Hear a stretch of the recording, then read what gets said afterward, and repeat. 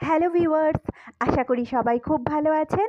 আবারও একটা নতুন ব্লগে আপনাদেরকে ওয়েলকাম জানাচ্ছি। আপনারা দেখছেন ডেইলি লাইফ ইন্সপিরেশন। তো সঙ্গে থাকুন, দেখতে থাকুন ব্লগটা।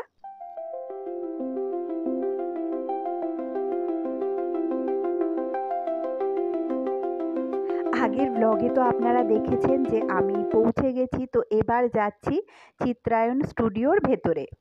আর আপনাদেরকে চলুন এক জায়গায় নিয়ে যাই। এটা চলে এসেছি আমরা কথা সিরিয়ালের ফ্লোরে।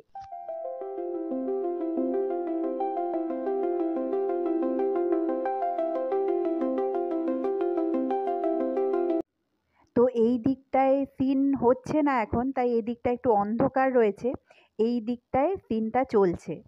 তো আমরা কিন্তু এখানে একদম পা টিপে টিপে চলছি, কারণ একটা সিন চলছে, সাইলেন্ট বলা হয়ে গেছে, সবাই এখানে সাইলেন্ট হয়ে আছে। এবং যখন সিন চলে তখন কিন্তু মোবাইলও সাইলেন্ট করে দিতে হয় বা সুইচ অফ করে দিতে হয়।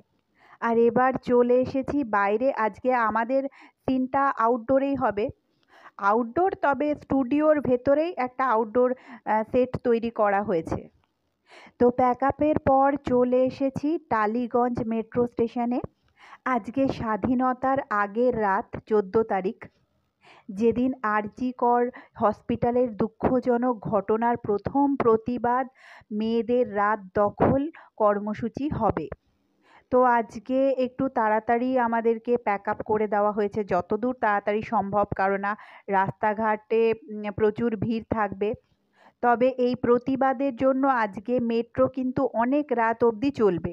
আজকের দিনে ঘোষণা করা হয়েছে মেট্রো এবং বিভিন্ন পরিবহন ব্যবস্থা কিন্তু বেশ রাত অবধি চলবে।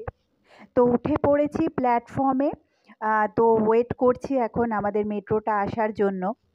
আমার সাথে আমার বান্ধবীও রয়েছে, আমাদের একদিকেই বাড়ি। এর আগের একটা ব্লগে ওকে দেখেছিলেন আপনারা। এর আগের দিন লাস্টের আগের মেট্রোটা ধরেছিলাম, সেদিনও কিন্তু অনেক লোকজন দেখতে পাচ্ছিলাম মেট্রো স্টেশনে। তবে আজকে দেখছি মেট্রো স্টেশনটা বেশ খালি।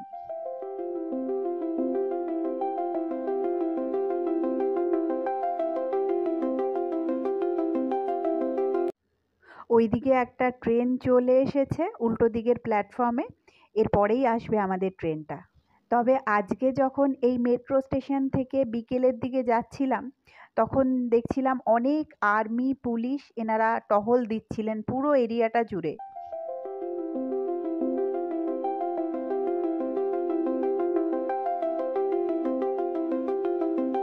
আমাদের মেট্রোটাও চলে আসছে। তো বন্ধুরা, আজকের ব্লগটা এই পর্যন্তই।